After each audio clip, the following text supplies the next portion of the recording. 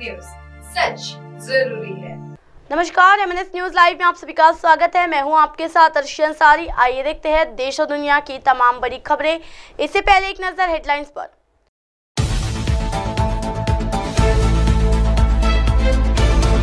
PM Modi की guarantee गुब्बारे जैसी, चुनाव के बाद होगी फुस। प्रधानमंत्री के बंगाल दौरे के बीच बोली ममता। युवाओं पर अटकी राजनेताओं की सुई, अमित शाह बोले बीजेपी मौके लाने वाली केवल एकमात्र पार्टी। आज से रफ्तार भरेगी देश की पहली under water metro, PM Modi दिखाएंगे हरी झंडी। आइए देखते हैं खबरें विस्तार से। मोदी की गारंटी गुब्बारे जैसी, चुनाव के बाद होगी फुस। प्रधानमंत्री के बंगाल दौरे के बीच बोली ममता बनर्जी। जी हां, जहां एक तरफ आज अपने आधिकारिक दौरे के लिए इस समय प्रधानमंत्री नरेंद्र मोदी बंगाल पहुंचे हुए, वहीं इससे पहले पश्चिम बंगाल की मुख्यमंत्री ममता बनर्जी ने बीते मंगलवार को पश्चिम मेदिनीपुर में एक सभा में पीएम मोदी की गारंटी का जमकर मजाक उड़ाया। इतना ही नहीं, उन्होंने ये भी कहा कि वे आज यानी बुधवार 6 मार्च को एक बड़ा ऐलान करने वाले हैं। उन्होंने लोगों से अपील की है कि वे अगली घोषणा तक उनके फेसबुक पेज को जरूर से फॉलो करें।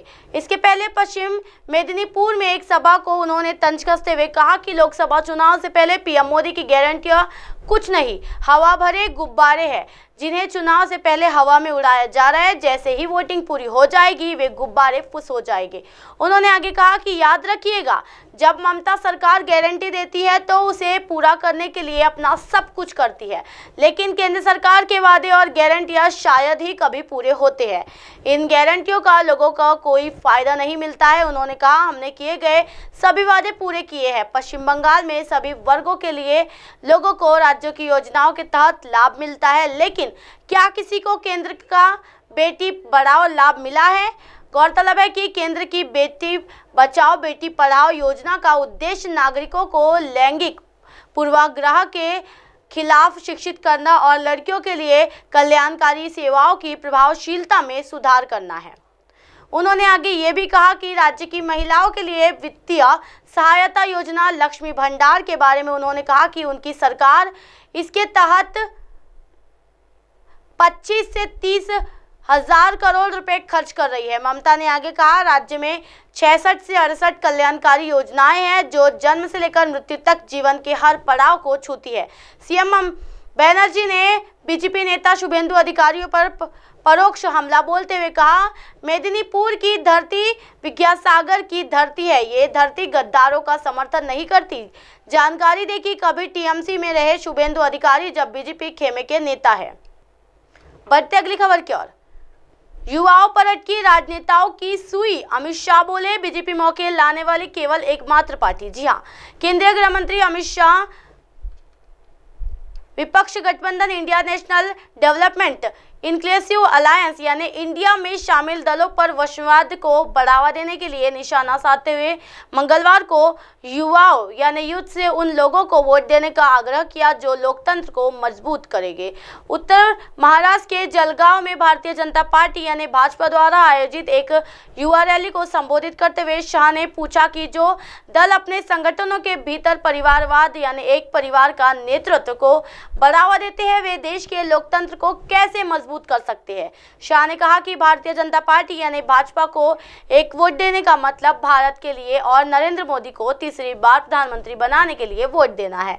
उन्होंने कहा कि भाजपा को वोट देने का मतलब युवाओं के शानदार भविष्य के लिए मतदान करना है। शाह ने कहा, प्रधानमंत्री नरेंद्र मोदी एक व्यक्ति को चंद्रमा पर भेजने की कोशिश कर रहे हैं और यानी कांग्रेस नेता सोनिया गांधी अपने बेटे राहुल को 20वीं बार लॉन्च करने की कोशिश कर रही है।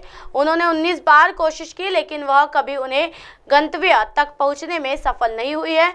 उन्होंने कहा, सोनिया राहुल को प्रधानमंत्री बनाने की कोशिश कर रही है।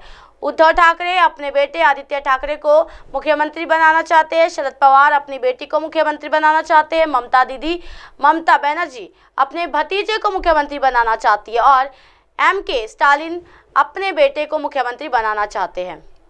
शाह ने आरोप लगाया कि मोदी का विरोध करने वाले इंडिया के सहयोगी दल वंशवाद की राजनीति को बढ़ावा देते हैं। शाह ने कहा कि जब अटल बिहारी वाजपेयी ने प्रधानमंत्री पद छोड़ा था तब देश की अर्थव्यवस्था दुनिया की 11वीं सबसे बड़ी अर्थव्यवस्था बन गई थी, जबकि मनमोहन सिंह और सोनिया गांधी ने संयुक्त प्रगतिशील गठबंधन यानी समप्रग्र सरकार के 10 वर्षों के दौरान देश को उसी स्थिति में रखा था। उन्होंने कहा कि मोदी ने देश को 5वीं सबसे बड़ी अर्थव्यवस्था बनाया है। बढ़ते अगली खबर की ओर। आज से रफ्तार भरेगी देश की पहली under water metro, PM Modi दिखाएंगे हरी झंडी। जी हां, प्रधानमंत्री नरेंद्र मोदी बुधवार को कोलकाता में निर्मित भारत की पहली अंडर रिवर मेट्रो सुरंग का उद्घाटन करने के लिए तैयार है। जी हां, शहरी परिवहन को बदलने के लिए एक महत्वपूर्ण विकास कार्यक्रम में पीएम मोदी देश भर में कई प्रमुख मेट्रो और रैपिड ट्रांजिट परियोजनाओं का उद्घाटन करने वाले हैं, जो शहरी गतिशीलता और कनेक्टिविटी को बढ़ाने की दिशा में एक महत्वपूर्ण कदम है। जानकारी के अनुसार नदी के नीचे मेट्रो के शुरू हो जाने से ईस्ट वेस्ट मेट्रो हावड़ा मैदान से हुगली नदी में बने टनल के जरिए सॉल्ट लेक सेक्टर 5 आसानी से पहुंच जा सकता है। इसकी कुल लंबाई लगभग 16.5 किलोमीटर है। इसमें 10.8 किलोमीटर जमीन के अंदर से गुजरेगा। शेष 5.75 किलोमीटर का प्रोजेक्ट जमीन के ऊपर तैयार किया गया है। अंडर वाटर मेट्रो के अलावा प्रधानमंत्री कवि सुभाष हेमंत मुखोपाध्याय मेट्रो खंड और तारातला माजेरहाट मेट्रो खंड का भी उद्घाटन करेंगे। पीएम मोदी देश भर में कई अन्य महत्वपूर्ण परियोजनाओं को हरी झंडी दिखाने के लिए तैयार है।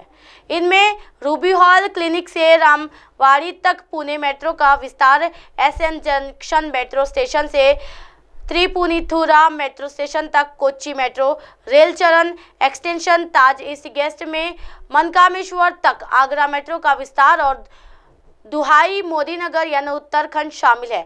इनसे प्रत्येक परियोजनाओं को सड़क यातायात की भीड़ को कम करने और जनता के लिए निर्बाध, कुशल और आरामदायक कनेक्टिविटी प्रदान करने के लिए डिजाइन किया गया है। इसी तरह की दिन भर की तमाम बड़ी खबरों से फिर कराऊंगी आपका रूबरू। तब तक के देखते रहिए एमएनएस न्यूज नेटवर्क। मेरे साथ यानी अर्शी अंसारी के साथ नमस्कार।